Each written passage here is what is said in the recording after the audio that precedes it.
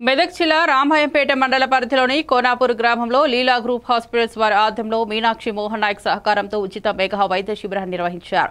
ఈ ఉచిత మెగా వైద్య శిబిరానికి ప్రజల నుండి విశేష స్పందన లభించింది. ఈ ఉచిత మెగా వైద్య శిబిరంలో షుగర్, బీపీ, థైరాయిడ్ తదితర వ్యాధులకు పరీక్షలు నిర్వహించి ఉచితంగా మందులు అందజేశారు.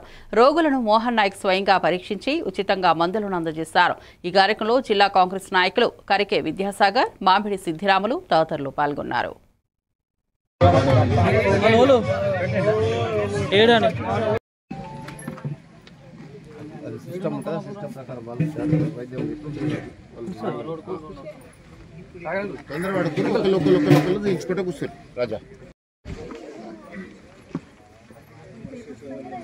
సురేష్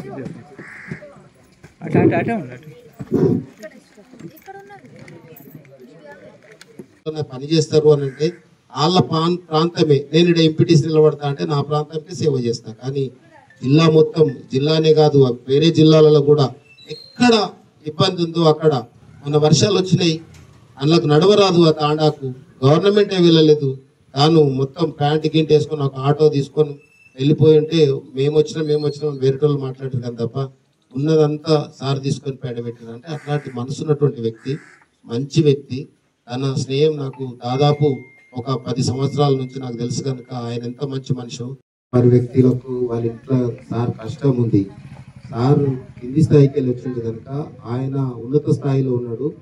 ఆయన ఎంత ఉన్నత స్థాయి ఉన్నాడు అని అంటే అది చెప్పాల్సిన అవసరం లేదు. కానీ అదంతా విడిచిపెట్టుకొని ప్రజల మధ్యలోకి వచ్చి వాళ్ళ కష్టాలు సుఖాలు చూసుకుంటూ మేము ఒకరోజు సిద్ధరాములు మామ బిడ్డ పెళ్లి ఎట్లా చేయాలని బాధపడుతున్న సందర్భంలో రాత్రంతా ఆలోచన చేస్తూ ఉన్నాడు. అయ్యో ఎట్లా అయింది.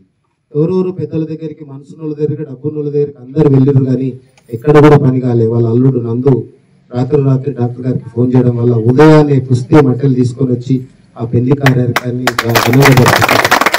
మన గ్రామంలో తన కష్టం ఉంది.